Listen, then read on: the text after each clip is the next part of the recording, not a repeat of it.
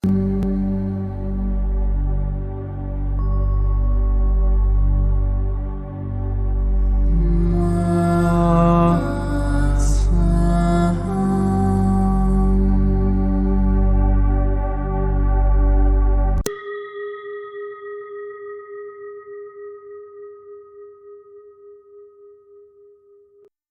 qui suit est la transcription d'un échange entre Mathias De Stefano, désigné ici comme moi, et son soi supérieur, désigné comme je suis. Dans cette capsule, la voix féminine incarnera le moi, tandis que la voix masculine représentera le je suis. Cette conversation, intitulée Centre et milieu, a été réalisée le 29 décembre 2020. Nana Keitata, maman et papa. Nous avons déjà abordé ce sujet. Il a été évoqué à plusieurs reprises. Mais cette fois-ci, le prêtre de la pyramide m'a dit quelque chose de différent de ce que j'avais en tête. Il s'est assis en face de moi, mais comme s'il était aussi en moi, et ses paroles sortaient de ma bouche, mais réduisant au silence lorsque je devais répondre. Il a posé ses mains sur mes genoux, il a posé sa main droite sur mon genou gauche et sa main gauche sur mon genou droit, laissant mes bras en forme de X, croisés, sur mon plexus. Nana, scaphror, tate aterti.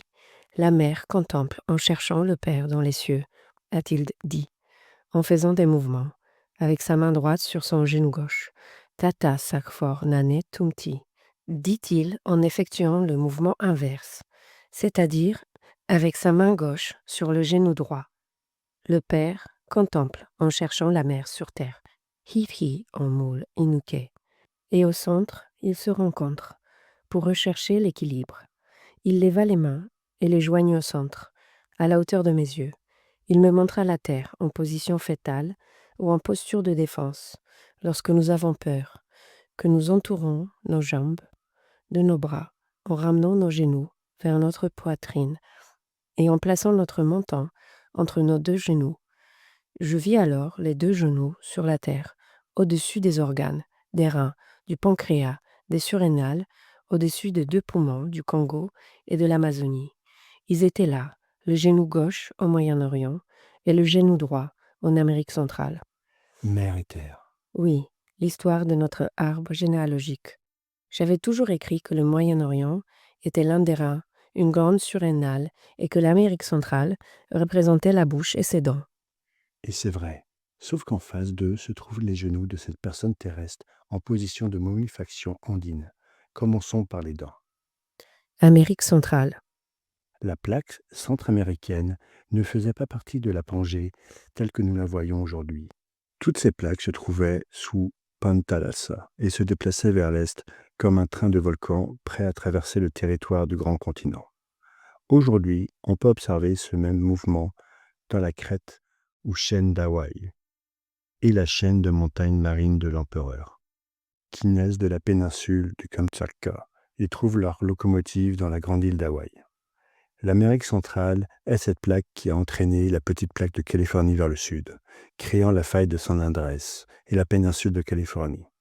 Vers le sud-est, alors que l'Amérique du Sud et l'Amérique du Nord commençaient à se séparer de l'Afrique, la chaîne de volcans s'effrayait un chemin et a poussé les terres intérieures dans une chaîne de montagnes sous-marines, vers les côtes africaines, créant la plaque des Caraïbes.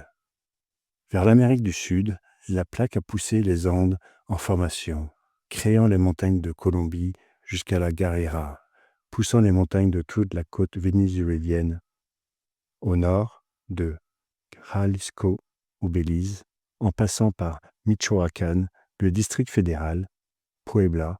Elle a créé les Sierras Madres du sud et du Chiapas, s'enfonçant dans la mer vers Cuba. En s'éloignant de l'Afrique, les Antilles ont commencé à s'élever, et la pression des deux Amériques a entraîné cette plaque centrale avec elle vers l'ouest, élevant la cordillère centra-américaine. Ainsi, les territoires actuels du sud du Mexique, du Guatemala, du Belize, du Honduras, du Salvador, du Nicaragua, du Costa Rica et du Panama sont devenus le pont entre les Amériques, tandis que les Antilles, de Cuba à Aruba, sont devenues le pont des Caraïbes. Les îles des Caraïbes et les volcans d'Amérique centrale sont les dents de la Terre. Cela signifie que le territoire caribéen est géographiquement une sorte de terrain à partir duquel on peut réaliser une biodécodification dentaire du monde entier. Et en fait, c'est le premier endroit où de nombreuses races sont arrivées en raison du colonialisme, par le biais de l'esclavage. Les premières interactions entre les colons et les colonisateurs, les premiers affrontements avec les civilisations mésoaméricaines, les premiers contacts interculturels. Et pas seulement depuis 1492, lorsque les explorateurs européens ont touché les Caraïbes, mais ces terres ont toujours été un lieu d'échange. Depuis que les premiers colons américains ont foulé ces continents, l'Amérique centrale est devenue le point de rencontre des peuples du Sud et du Nord. Là où l'aigle et le condor se rejoignent. Cet endroit où le troisième œil des Amériques, le lac Cochibolsa, Nicaragua, les deux yeux des Amériques, c'est-à-dire la vision des deux continents, se concentrent entre le Salt Lake dans l'Utah et le Titicaca en Bolivie, Pérou, de sorte que la vision centrale est le grand lac du Nicaragua. Comme au nord se trouve l'île sacrée de l'Antilope et au sud l'île sacrée du Soleil, au centre se trouve l'île sacrée d'Ometepe. Au-delà de la diversité des lieux de rencontre entre les peuples, l'aigle du Nord et le condor du Sud trouvaient leur centre de débat pour les moments spéciaux en Amérique centrale, près du Nicaragua, sous l'énergie du Quetzal. L'être d'aujourd'hui a parlé de la prophétie du condor et de l'aigle. Qu'est-ce que cela implique? Que les ancêtres doivent être réunis pour les nouveaux, revenir au centre, les deux visions du Nord et du Sud, unies dans une troisième vision. Et cet endroit, c'est l'Amérique centrale. Une nouvelle conscience ne pourra se concrétiser si les nouveaux n'écoutent pas les ancêtres. Et si les ancêtres ne font pas confiance aux nouveaux. La constellation des familles doit être réalisée, dans laquelle tous peuvent être représentés. Et à ce moment-là, toutes les visions reviendront une. Une sorte de réunion à la manière des Nations Unies. Mais sans nation, seulement des ethnies, des races, des humains, alors que cette région relie les peuples du Nord et du Sud. Le Moyen-Orient relie l'Est et l'Ouest. Un endroit compliqué à unir. Mais c'est pourtant à cela que toute son histoire s'est consacrée. Au moment où les Amériques se déplaçaient vers l'Ouest et où la plaque des Caraïbes a commencé à prendre forme. L'Afrique poussait vers l'Est toutes les îles et toutes les archipels de la mer de Tétis. Le continent de l'Eurasia commençait à descendre du pôle Nord, et cela a commencé à piéger les îles dans des tranches de terre qui se sont effondrées les unes sur les autres. L'Anatolie, le Caucase, le plateau arménien, les monts Zagros, les monts Elbourz, le Sinaï et la chaîne de montagnes du Eyazazir ont façonné les montagnes de la Turquie, de l'Arménie, de la Géorgie, de l'Azerbaïdjan, de l'Iran, de l'Irak, d'Israël, de la Palestine, du Liban, de la Syrie, de l'Arabie, de la Jordanie, du Yémen et d'Oman actuel, tout en enfermant les grands déserts arides. Ce dernier pays, Oman, était considéré comme la porte géographique du Jardin d'Éden, la vallée fertile des fleuves Tigre et Euphrate, aujourd'hui submergée dans le golfe Persique. Le portail de la création était connu comme la porte d'Ahura Mazda, divinité solaire, père créateur de l'humanité depuis les cieux. Le Moyen-Orient était appelé Asie mineure, territoire par lequel les humains africains ont émigré vers les continents asiatiques et européens. Et c'est là que certaines tribus nomades ont rencontré les dieux des deux étoiles, les fils du ciel sur terre, ou comme les appelaient les Mésopotamiens, Anunnaki. Ce sont eux qui ont modifié certains humains et ont créé le saut évolutif humain en leur donnant les outils pour engendrer la civilisation. Certains ont protégé les humains, d'autres les ont utilisés, mais tous deux étaient les parents célestes. Le Moyen-Orient était le point de jonction entre les peuples de l'Ouest qui migraient vers l'Est et les peuples de l'Est qui retournaient vers l'Ouest. Ce territoire englobait le point de rencontre entre le ciel et la terre, entre l'aube et le crépuscule. Tous cherchaient à conquérir cette terre pour être proches des portes du ciel. De nombreux maîtres et illuminés de l'histoire ont recherché ce territoire pour atteindre cette transcendance au niveau planétaire.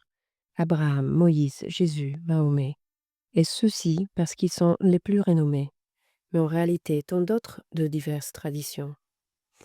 Le Moyen-Orient est un centre d'ascension, de transformation d'énergie, et le foyer principal se trouve dans le bassin du Jourdain, depuis sa source entre la Syrie, le Liban et Israël, traversant la mer de Galilée, la mer morte par la Palestine, et culminant dans le golfe d'Aqaba, vers la mer Rouge entre Israël, l'Égypte et la Jordanie. C'est là que se trouve le territoire habitable le plus profond de la Terre, la dépression de la mer Morte, ce qui en fait un vortex vers l'intérieur, vers les racines, tout comme l'ascension se trouve sur ses côtés. La force de ce territoire nous rappelle qu'il est un producteur constant d'énergie et tout le monde cherche à l'obtenir. Aujourd'hui, j'ai posé cette question. L'Amérique centrale et le Moyen-Orient ont tous deux été des territoires utilisés par les empires pour obtenir des richesses, pour les utiliser comme un moyen d'atteindre leurs objectifs, et en arrivant au conflit, que vivent ces deux territoires, je me suis demandé quel intérêt caché il y avait. En effet, tant dans les Amériques au centre qu'au Moyen-Orient, ils sont assombris par la religion, le trafic et la violence. Il y a aussi la recherche de ressources minérales, comme le pétrole. Les puissances mondiales maintiennent l'instabilité dans ces territoires, afin d'en tirer le plus grand profit possible. Comment régler cela? Tu vois les conflits avec un regard limité à ton présent. Tout au long de l'histoire, ces territoires ont toujours été chaotiques et conflictuels. Cela n'a rien à voir avec les États impérialistes ou colonisateurs, ni avec les entreprises et les systèmes de contrôle occultes. Cela a à voir avec le territoire en tant que vortex d'énergie, qui attire tout ce qui est instable et chaotique, car il brise constamment les structures. Ces deux territoires représentent la capacité de stabilité dans le chaos. Il est clair que l'humanité ne possède pas cette capacité, car elle est décentrée de son propre être. D'un côté l'islam, de l'autre le christianisme, tous les deux inflexibles, comme des rochers difficiles à modeler, vivant dans des territoires qui exigent de la flexibilité. Des esprits rigides dans des espaces changeants. Cela ne vous rappelle-t-il pas n'importe quelle partie du monde? Oui, c'est vrai. Les humains, en général, vivent leur vie en réclamant le changement sans voir que le changement est constant, que le problème réside dans le fait que leur esprit et leur idée de ce qui devrait être ne changent pas, qu'il n'y a pas de transformation mentale, que chacun adhère à ses propres croyances. Et c'est là que tu trouves les genoux. Il faut trouver la flexibilité de l'humanité pour que ces territoires remplissent leur véritable fonction en équilibre. Tu honoreras ton père et ta mère, dit l'être. Oui, pourquoi le Moyen-Orient représente-t-il la mer et l'Amérique centrale le père? Le Moyen-Orient a une tradition ancestrale d'honorer la mère créatrice. Il a la culture ancestrale du matriarcat, car il vient des utérus caverneux des femmes et des grottes. La vie dans ce territoire s'exprime à travers la mer et ses muses. Mais elle regarde vers les cieux, dans l'espoir de trouver le Père, son complément, qui descend des étoiles, du soleil, et lui donne chaleur et vie. C'est pourquoi la mère Moyen-Orient se donne corps et âme pour le Père, recherchant l'idéalisme de l'homme, du mal, ce qui a conduit cette tradition à valoriser davantage l'image de l'homme que celle de la femme. Et en Amérique centrale, ce n'est pas très différent. Mais son histoire a été différente. Avant que les traditions chrétiennes du Moyen-Orient n'arrivent en Amérique, tout le monde venait de la culture chamanique. Tout le monde comprenait que nous faisions partie du Père céleste, que nous venions des étoiles, du soleil, que nous étions des êtres divins et qu'un jour, nous avions été envoyés sur Terre. Pourquoi? Parce que le Père voulait féconder la mer et aimer sa création. Ainsi, les peuples d'Amérique ont consacré leur vie et leur amour à la connexion avec la mère Terre, considérant la nature comme une forme de divinité, un père amoureux d'une mère. Je comprends. Le Moyen-Orient est une mer terrestre qui cherche sa connexion dans les cieux du Père. Et l'Amérique centrale est un Père céleste qui se reconnaît comme tel et qui cherche à descendre vers la mer Terre pour créer. Alors qu'au Moyen-Orient, on est de la mer en recherchant l'illumination et la liberté dans le cosmos du Père et sa loi dans les Amériques. On comprend les lois du cosmos comme étant naturelles, et la Terre et la nature comme le lieu où l'on peut jouer avec ses lois et apprendre ce dont on est capable, en naissant dans l'utérus, en générant la vie. Ces deux territoires ont transmis les informations de notre histoire. Ce sont eux qui ont élargi notre arbre généalogique, qui ont vu l'apparition de nouvelles races, la connexion entre les tribus et les civilisations, générant les plus grands métissages de l'histoire.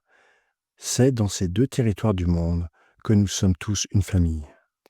Nos ancêtres, célestes et terrestres.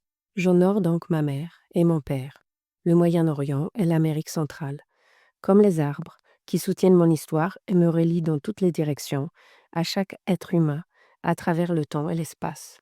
Je suis la vie, et l'histoire est ma peau.